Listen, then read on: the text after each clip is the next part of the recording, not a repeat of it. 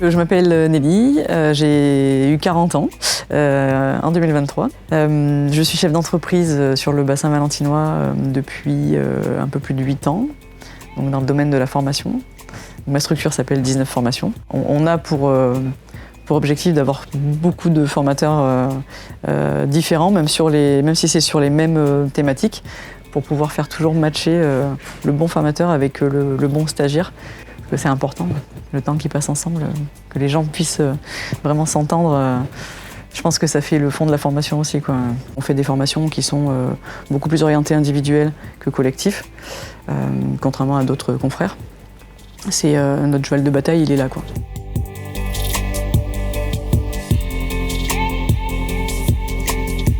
À cette soirée, j'ai parlé du fait que j'étais autiste et chef d'entreprise et femme et maman.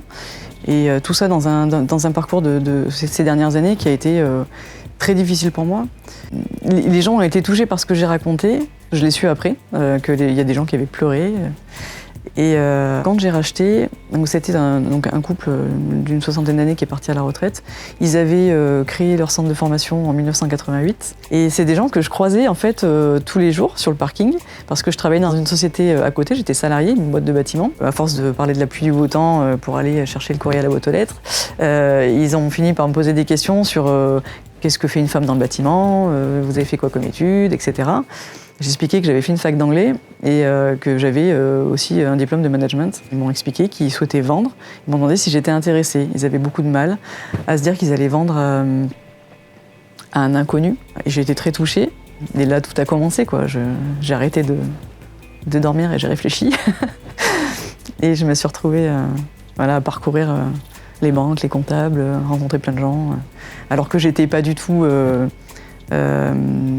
comme ça, pas du tout dans cette sociabilisation pour aller défendre un truc que je maîtrisais absolument pas. J'ai appris beaucoup de choses déjà en amont, avant d'avoir la structure. Ça m'a forgé, je pense. Et je suis quelqu'un de déterminé qui ne baisse jamais les bras.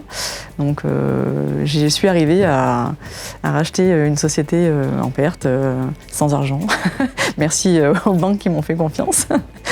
On fait presque le triple de chiffre d'affaires qu'il y a 8 ans, avec pas plus de personnel salarié, en tout cas, dans la structure, beaucoup plus d'indépendants formateurs. Ça a pris du temps et il fallait faire du commerce en même temps, il fallait se faire connaître. Et pour autant, on a toujours conservé la clientèle. Cette reprise, elle a été difficile parce qu'en plus, quand on a racheté, on s'est retrouvé avec des bâtons dans les roues, je vais dire ça comme ça, et avec la politique actuelle sur la formation, on est de plus en plus cadré par l'État. C'est difficile de faire un métier passion dans la formation en 2023, quoi.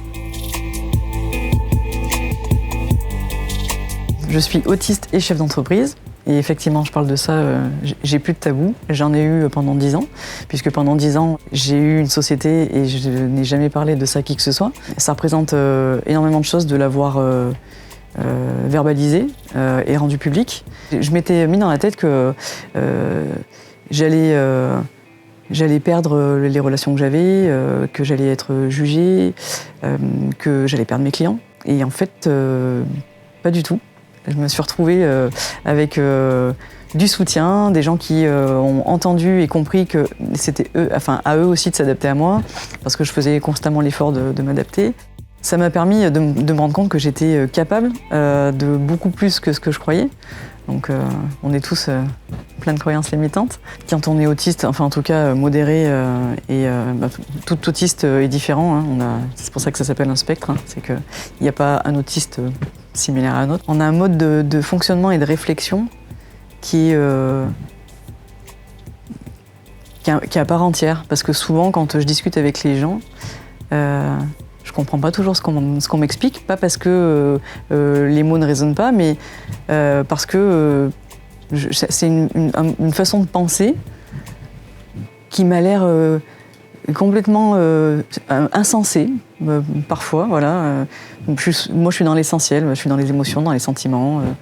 Je suis hyper empathique, C'est pas donné à tous les autistes, hein. On a vraiment ce cliché de l'autiste qui n'est pas empathique, justement.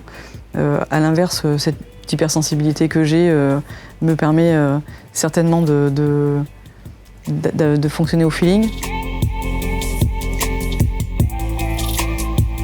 Je préside l'association Regard Croisé, qui est donc une association qui œuvre en faveur du handicap. Et j'ai rencontré donc John et Gabriel, qui sont les fondateurs de l'association Regard Croisé, quand ils m'ont proposé de faire mon portrait d'autiste pour un documentaire sur le handicap.